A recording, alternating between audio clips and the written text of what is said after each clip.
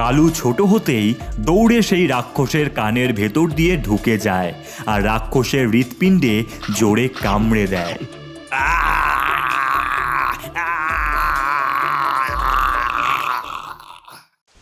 চৈত্র মাসের শুরুতেই হ্যাংলাপুর গ্রামে শুরু হয়েছে মেঘ ভাঙা বৃষ্টি। প্রতিদিন অঝোরে বৃষ্টি ও ঝড় হওয়ায় গ্রামের মানুষ একেবারেই নাজেহাল। তবে এই হ্যাংলাপুর গ্রামের একেবারে শেষ প্রান্তে থাকত এক পানখেকো বুড়ি। উফ, মরণ! এই বৃষ্টি থামার কোনো নাম গন্ধই দেখছি না। এদিকে আমার পান শেষ হয়ে গেছে। এখন আমি কি খেয়ে বাঁচবো? নাকি এবারে সময় এসে গেছে মরণের? ওরে চেঁচাস না, এত সহজে আমি মরবো না। শুনেছি পাশের গায়ে এই বৃষ্টিতেও অনেক পান বিক্রি করছে, ওখানে যেতেই হবে। কিন্তু কিভাবে যে যাব? ওরে ভিজিস না, কি দেখলি ওখানে? উফ! এরপর বুড়ি ছাতা মাথায় বাইরে নেমে দেখে তার ওই বাড়ির চালে এক বিশাল আকৃতির কুমড়ো হয়ে রয়েছে। এত বড় কুমড়ো হয়েছে, আমি তো জানতামই না রে কালু। এই কুমড়োকে কাজে লাগিয়ে আমরা পাশের গ্রামে যেতে পারবো। এরপর বুড়ি চালে মই লাগিয়ে কাস্তে দিয়ে কুমড়োটি কাটতে থাকে। কাটা হলে কুমড়োটি গড়িয়ে নিচের উঠোনে ধপাস করে পড়ে যায়। এইবারে তৈরি হবে আমার কুমড়োর বাড়ি। তাই হলো, বুড়ি প্রথমে কাস্তে দিয়ে কুমড়োর ভেতরের সমস্ত শ্বাস বার করে নেয়, আর এইভাবেই কিছুক্ষণ পর তৈরি হয়ে যায় এক বিশাল কুমড়োর বাড়ি। আর তারপর কালু আর বুড়ি মিলে কুমড়োর নিচে চাকা লাগিয়ে দেয়। এই বাড়ি বৃষ্টিতেও ভিজবে না আর গড়াতে থাকবে। এবার আমি পান খেতে পারবো। চল কালু, আমরা যাত্রা শুরু করি। প্রবল বৃষ্টির মধ্যেই ঘন জঙ্গলের ভেতর দিয়ে বুড়ি ও তার কালু কুমড়োর গাড়ি করে চলতে থাকলো। কালু, ভীষণ মজা হচ্ছে বল, কিন্তু এটা ভোলা বাঘের জঙ্গল। এখানে অনেক বাঘ আছে, আমাদের সাবধানে যেতে হবে। বাঘের ওপর বাঘের লড়াই, এনে দে আমায় শুকনো করাই। খিদের জ্বালায় পেটটা জ্বলে, চাই শুধু সেদ্ধ ভাত তাই। এমন সময় বাইরে থেকে বাঘের আওয়াজ শোনা যায়। হ্যালো, ওরে বাবা রে, এ তো বাঘের আওয়াজ। হ্যালো, মানুষের গন্ধ পাচ্ছি যে, কুমড়োর ভেতর থেকে জমিয়ে খাবো আমি। বেরিয়ায় বুড়ি, বেরিয়ায়। এই বাঘের পেটে আমি যাব না। ওরে বাঘ, আমি কুমড়োর ভিতরে, তুই আমায় কিছু করতেই পারবি না। তবে রে, এই বলে বাঘটা কুমড়োকে আঘাত করা শুরু করে। এবারে তোকে বেরোতেই হবে বুড়ি। ওরে বাবা রে, এ তো মহা জ্বালায় পড়লাম। দাঁড়া, তোকে শিক্ষা দিচ্ছি। বুড়ি সেই সময় রেডিওতে হাতির আওয়াজ ছেড়ে দেয়। এরে বাঘ, ছেড়ে দেব হাতি? ওরে বাবারে, এ তো হাতির ডাক। এই বুড়ি হাতিকে নিয়ে ঘরে রয়েছে। পালাই, আমি পালাই। ওরে মূর্খ বাঘ, এইটুকু কুমড়োর ভিতর এত বড় হাতি থাকবে কি করে? এটা বুড়ির চাল, ভয়ে পালাস না। ঠিক তো, এই বুড়ি ঠকিয়েছে, ওকে আমি গিলে খাবো। না না না, ওটি হবে না, অর্ধেক শিকার আমার। আমার মাথায় বুদ্ধি আছে। এই চাকা দুটো খুলে দিলেই বুড়ি আর কোথাও যেতে পারবে না। তারপর আমরা খেয়ে নেব। এরপর শেয়ালটি চাকা দুটো খুলে দেয়। চমৎকার শিয়াল, চমৎকার। এবার বুড়ি, তোকে তো আমরা খাবই। না না, কিছু একটা করতেই হবে আমায়। শোনো, আমি বুড়ি মানুষ, আমার শরীরে মাংস নেই। আমি যাচ্ছিলাম অনেক মাছ খেতে। মাছ খেলে আমি অনেক মোটা সোটা হব। তারপর তোমরা আমায় খেলে খুব ভালো লাগবে। হ্যাঁ, তাই তো। বুড়ি মোটা হয়ে আসুক তবে। তবে আমার এই কুমড়োটা জলে ফেলে দাও, আমি কয়েকদিন মাছ খেয়ে আসছি তোমাদের কাছে। তাই হলো, বাঘ আর শেয়াল মিলে কুমড়োর বাড়িটাকে জলে ফেলে দেয়। ওরে কালু, খুব বাঁচা বেঁচে গেছি রে। আমার বুদ্ধিটা খুব একটা কম নয়।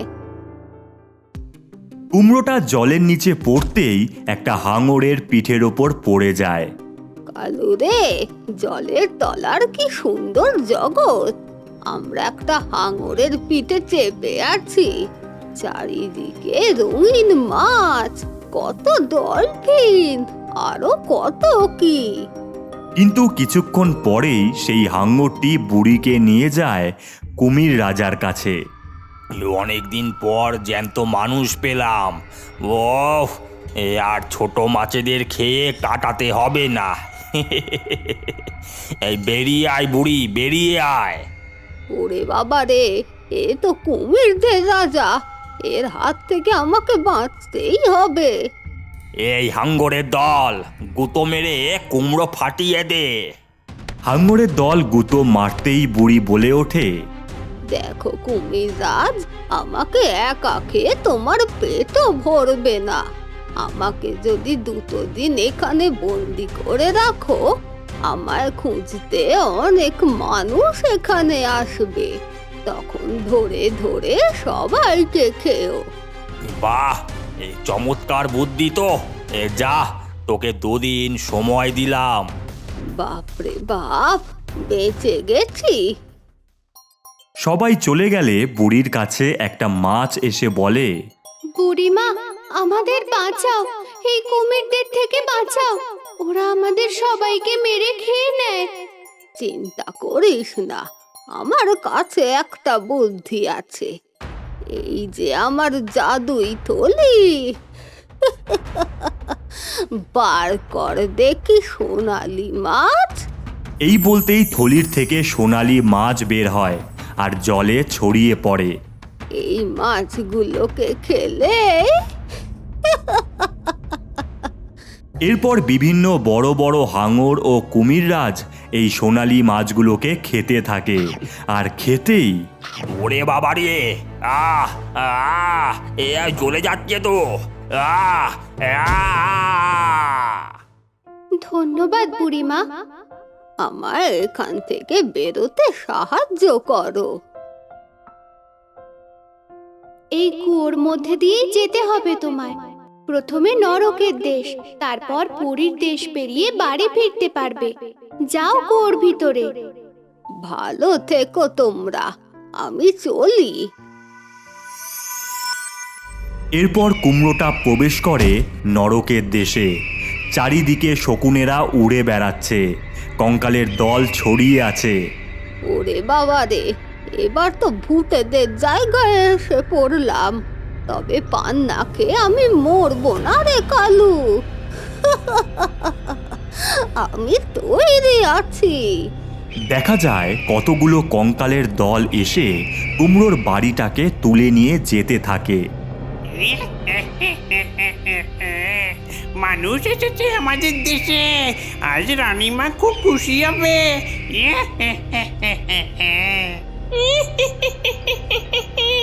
উড়ে উড়ে উড়ে শেষমেশ কুমড়ো আনলি তোরা, হ্যাঁ? মানুষ আছে ভেতরে। উড়ে বাস, আমাদের দেশে মানুষ। বার করে ঘাড় মুটকিয়ে খাই। কতদিন ভালো খাবার খাই না রে।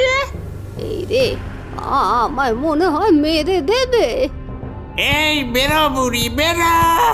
কিছুক্ষণ পর কঙ্কালের দল বুড়িকে টানতে টানতে কুমড়োর ঘরের বাইরে বার করে। এইবার তোর ঘাড়টা মুটকে দি। দাঁড়াও দাঁড়াও ডাইনি, আমি তোমাদের আমার থেকেও ভালো খাবার খাওয়াতে পারি। কি বলিস কি? হ্যাঁ, খাওয়া দেখি। আগে কথা দিতে হবে, খাবার ভালো লাগলে আমায় ছেড়ে দেবে। ঠিক আছে ঠিক আছে, কথা দিলাম। এরপর বুড়ি তার কুমড়োর ঘরে ঢুকে কুমড়োর বিরিয়ানি তৈরি করে আর রান্না শেষ হলে ডাইনিকে দেয়। আহ, গন্ধটা ভালোই বেরোচ্ছে, এবার খেয়ে দেখি। আহা, চমৎকার চমৎকার খেতে। কিন্তু এর তৈরির পদ্ধতি তোকে বলে যেতে হবে। এরপর বুড়ি তার কুমড়োর বিরিয়ানি তৈরির পদ্ধতি বলে সেখান থেকে চলে যায়।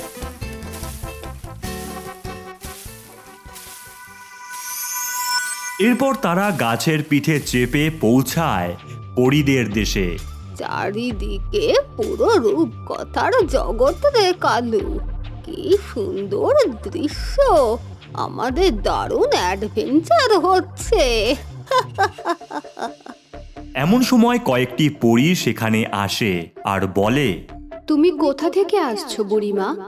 সে তো অনেক কাহিনী মা, তবে বলতে পারো পৃথিবী থেকে। বুড়িমা, আমাদের দেশকে ওই ভম্বল রাক্ষস দখল করেছে, তুমি আমাদের বাঁচাও। ওই রাক্ষস সমস্ত পরীদের এক এক করে মেরে দিচ্ছে। ওই রাক্ষসের কাছে আমায় আর আমার কালুকে নিয়ে চলো। দাঁড়াও, আমরা বেরিয়ে আসি। এরপর পরীরা তাদের নিয়ে যায় আর ভম্বল রাক্ষসের গুহার ভেতরে প্রবেশ করে। ওই তো রাক্ষসটা ঘুমোচ্ছে, এটাই সুযোগ ওর ভিতরে ঢুকে ওর হৃৎপিণ্ডটাকে মেরে ফেলতে হবে। কালু, তোকে আমি ছোট করে দিচ্ছি, তুই এটা পারবি। আমার ঝুলি, কালুকে ছোট্ট করে দাও। কালু ছোট হতেই দৌড়ে সেই রাক্ষসের কানের ভেতর দিয়ে ঢুকে যায় আর রাক্ষসের হৃৎপিণ্ডে জোরে কামড়ে দেয়।